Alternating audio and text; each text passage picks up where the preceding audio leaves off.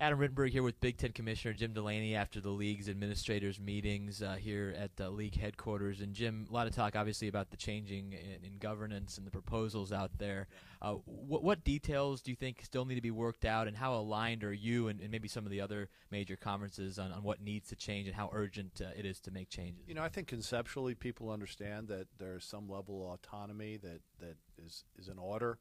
I think their disagreements are on what the full list of autonomous issues are.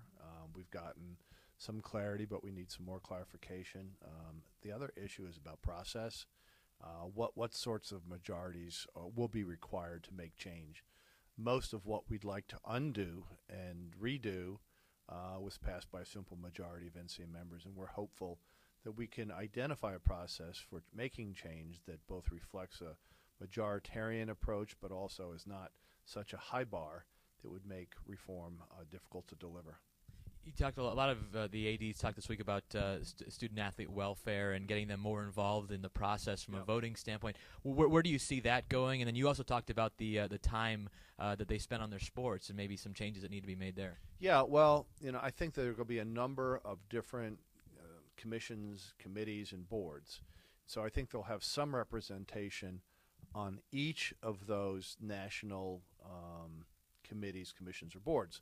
But the one area on student-athlete welfare is I think that their participation should be more robust. So we're suggesting that, you know, in the areas of student-athlete welfare that there be 65 institutions and at least 15 student-athlete independent voices and votes. So that'd be about 20% of the total, and how they'll fit that in is to be determined. I think that in the Olympic Committee, Olympic system, where the athletes receive about 20% of the governance vote, they allow athletes as well as former athletes up to 10 years after their conclusion of their Olympic participation to serve. I don't know if we would go 10 years, but I think that active athletes, assuming they have the available time, and or athletes within 5 years of the end of their eligibility can serve in this role.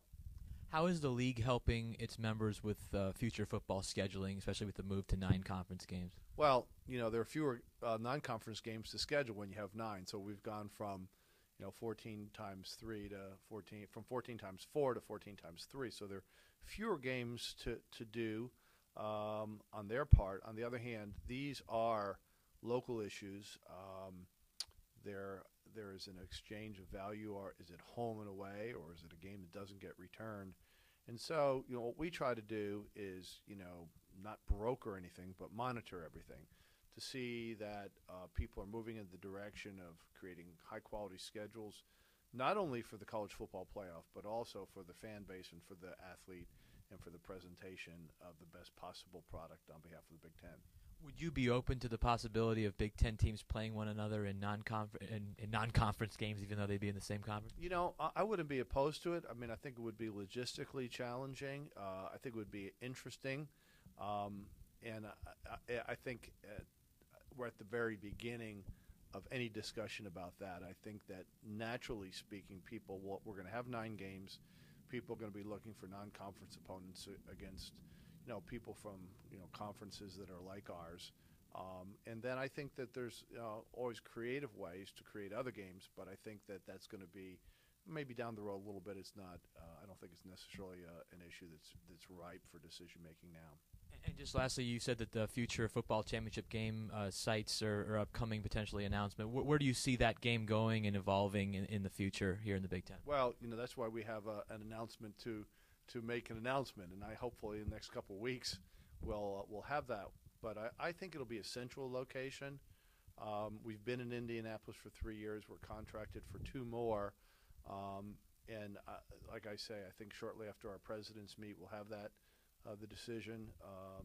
And I expect it would be a central location. There you go, Jim. Thanks for your time. For more coverage of the Big Ten, keep it here at ESPN.com.